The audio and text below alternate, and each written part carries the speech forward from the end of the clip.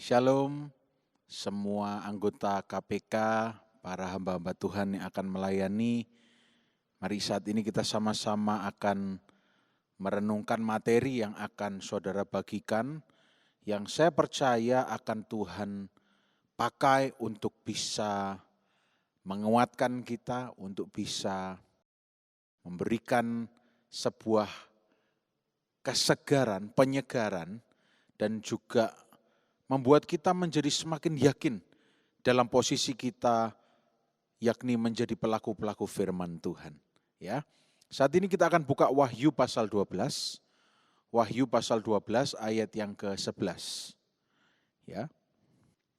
Wahyu 12 ayat yang ke-11. Firman Tuhan berbunyi demikian, dan mereka mengalahkan dia oleh darah anak domba dan oleh perkataan kesaksian mereka. Karena mereka tidak mengasihi nyawa mereka sampai ke dalam maut.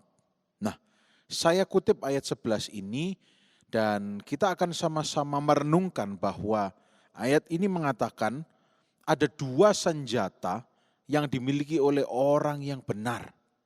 Orang-orang yang lebih tepatnya dibenarkan. Senjata yang pertama adalah darah anak domba. Dan darah anak domba ini berhubungan dengan keselamatan yang kita terima.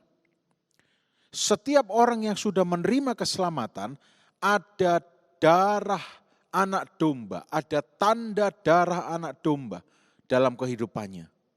Sehingga iblis tidak bisa melakukan apa-apa, kecuali ketika kita membuka celah.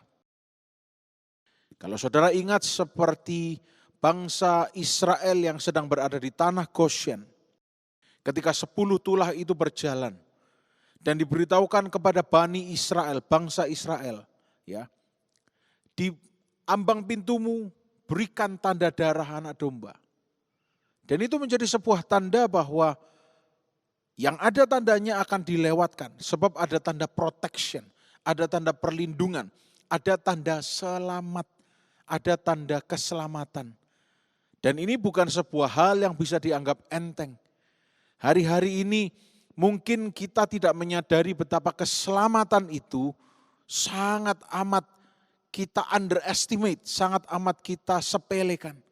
Padahal keselamatan itu merupakan anugerah yang luar biasa.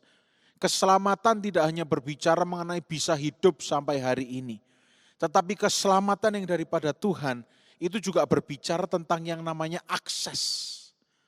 Ketika kita sudah diselamatkan, kita punya akses. Bayangkan apabila saudara pergi ke sebuah tempat yang saudara memerlukan akses. Dan ketika saudara tidak bisa mengaksesnya, contohnya saudara pergi ke istana presiden di Jakarta. Tapi saudara tidak punya akses. Jangan harap saudara bisa dibukakan bahkan pintu gerbang luarnya. Tapi ketika saudara diundang oleh presiden, maka sampai pintu yang paling dalam akan selalu dibukakan bagi saudara. Dan inilah senjata orang yang benar yang pertama. Darah anak domba, keselamatan. Saya beri pemahaman yang lebih dalam lagi, akses. Setiap kali kita berdoa, kita akses langsung kepada Tuhan. Kita langsung berhubungan dengan Tuhan. Tanpa harus ada nada sambungnya tut, tidak. Tapi langsung bisa akses ke hadirat Tuhan. Langsung bisa berhubungan dengan Tuhan.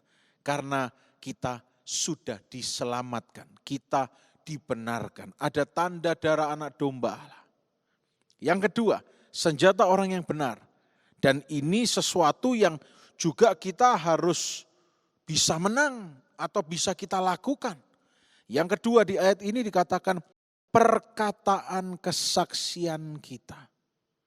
Ya, perkataan kesaksian.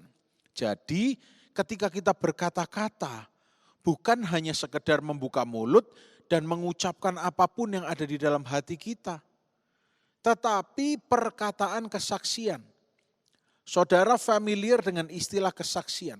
Kesaksian itu adalah bukti atau akan menjadi dasar bukti, ya, sebuah kebenaran yang akan terungkap. Kesaksian itu adalah dasar. Nah, kalau di dasar ini kita bisa melakukannya dengan benar, perkataan kesaksian kita. Maksudnya begini, ketika kita menghadapi tantangan, ketika kita merasa bahwa hidup ini semakin tidak benar, maka kita akan memperkatakan kesaksian kita. Apa itu? Tuhan Yesus pasti menolong. Tuhan Yesus sudah pernah tolong aku. Dia akan lakukan lagi.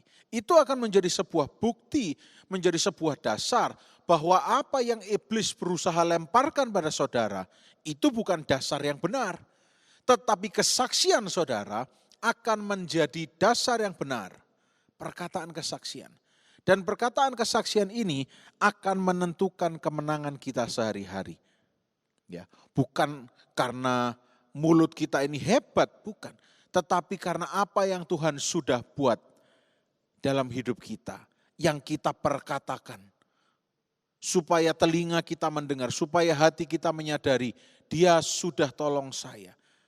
Dan apa yang kita katakan itu akan mendasari, supaya kita memiliki jembatan atau dasar, mempercayai bahwa apa yang nantinya akan Dia kerjakan, akan selalu lebih hebat. Dan itu akan membawa kemenangan dalam kehidupan kita. Bukan karena siapa kita, tetapi karena Dia hebat dalam kita.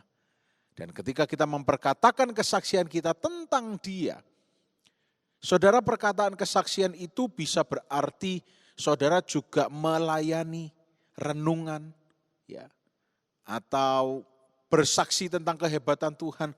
Baru saja beberapa menit yang lalu sebelum video ini di-take, saya menerima sebuah WA, coba saya lihat dari KPK Yerusalem di Mojo Agung. Selamat buat anggota KPK yang menerima mujizat. Harusnya operasi, batal operasinya. Oh, glory bagi Yesus. Nama Tuhan dipermuliakan. Dan ini harusnya menjadi dasar kesaksian. Saya percaya mujizat demi mujizat Tuhan akan nyatakan dalam setiap orang yang berkomunitas, ber-KPK, bersungguh-sungguh berdoa. Karena ini bukan rancangan saya, ini maunya Tuhan. Supaya di hari-hari ke depan kita saling menguatkan, saling mendoakan.